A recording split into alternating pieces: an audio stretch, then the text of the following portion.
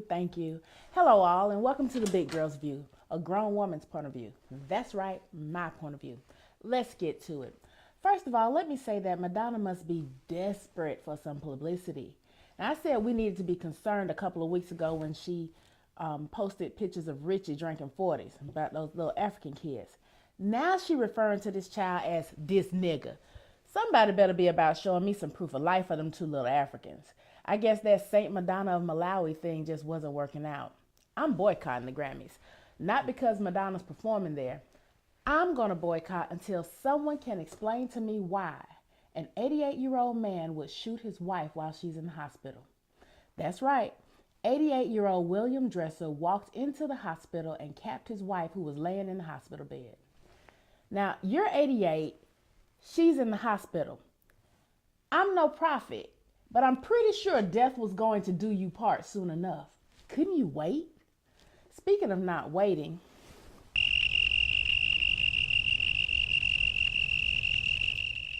yeah, that's about how long Richard Sherman waited to open his big mouth after the NFC Championship game. The Seattle cornerback was yelling and just, "I'm king of the world. Don't talk about me unless you're talking about how great I am." Man, I'm sitting here looking at the TV like Aaron Andrews. Really? Granted, he made a big play. It helped to win the game. There's other stuff going on in the background, but Twitter lit up, and people were calling him every name in the book. But their favorite name? Thug. How they know he's a thug? Was it the dreadlocks? Was it the fluorescent green highlights in the uniform and the matching green socks that gave him away? This man graduated salutatorian from his high school and went to Stanford. Stanford does not admit thugs. Ask Tiger Woods. He was just full of grandiloquent loquaciousness, and it let it turn into effervescent logorrhea. Yeah, those are words from Achille and the Bee. Look them up. Big girl viewers got to be smarter than the average Joe.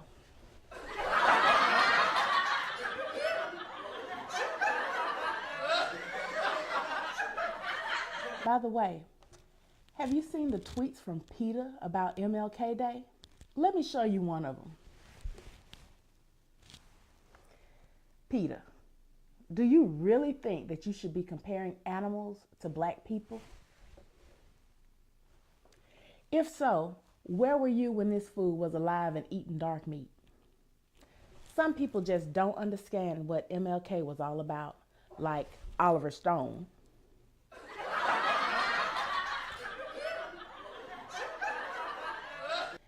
After all the money he made on Red Tails, he's quitting the MLK movie because, quoting him, "I'm told the MLK estate and the respectable black community that guard King's reputation won't approve of it. It's a script that deals with adultery. First, can you blame King's family? Martin Luther King had a dream that changed people's lives.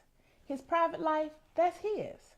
Next, America was built on the shoulders and backs of good and noble black men. MLK is the only one who's consistently found his way into public school textbooks. And you want to show his warts while Hollywood sits around and photoshops Kim Kardashian's ass? Look, if Hollywood can take a founding father, Thomas Jefferson, he raped his slave, Sally Hemings, not allegedly, actually raped her, and then wait over 200 years to talk about it. And even then, they turn it into a love story. That's more than an American scandal. That was so wrong that they had to put him on the $2 bill. That's where that goes. Let me get myself together here. All right. Speaking of scandal, a real scandal for you is Justin Bieber's at his mansion. They found drugs all over the place. How in the hell are the police going to go into his house? There's drugs littered all over the house, and the only person that gets arrested is a black man. No wonder a recent study came out saying that nearly 50% of black men are arrested by age 23. Young brothers, this is my public service announcement for the day. Get away from Beiber. He'll make you a statistic before he makes you a superstar. And Beiber, you need to go check yourself into rehab. You can share a cot, you can share a bunk with Dennis Rodman. Yes, Dennis has checked himself into rehab for alcohol.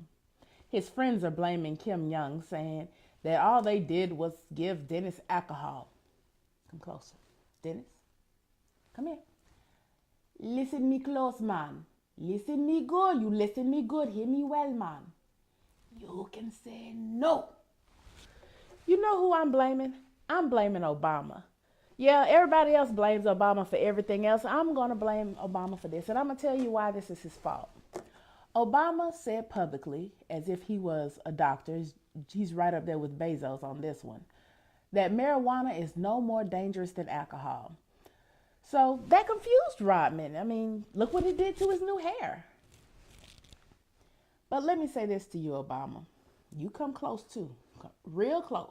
Real close. Real close. Okay. It depends on who's rolling the joint and who's pouring the drink. Because if Snoop is rolling it, I guarantee you it's going to be more dangerous than any strawberry daiquiris. This mine. You can't have none. I got this.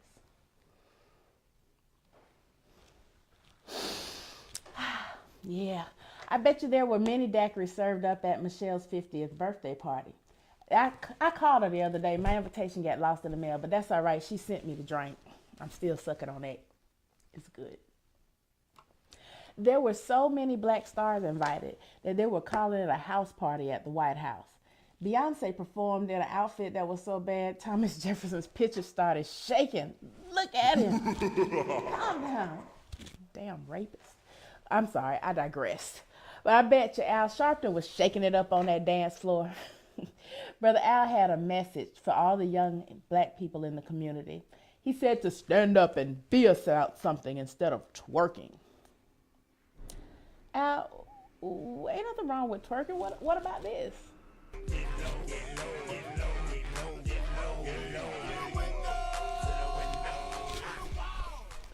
Oh, yeah. Shoot. Somebody auntie was working it out at the blues show. You get it, mama. Al, it ain't nothing wrong with that. She getting her workout in. You know, you gotta be getting your thing on too. No, but really, everybody, the thing about twerking is it's pretty much a waste of time if you're doing it by yourself. Now, I hear a lot of women say that some men just can't handle a strong woman. Let me ask you something. Who was stronger than our great-great-grandmas working from can't see in the morning till can't see at night, raising their kids, somebody else's kids, taking care of everybody's family, plowing in the fields, and still came home to their man? Don't get being a strong woman confused with being too weak to accept help. Listen to what he has to say, take his advice, and let him handle that lead role.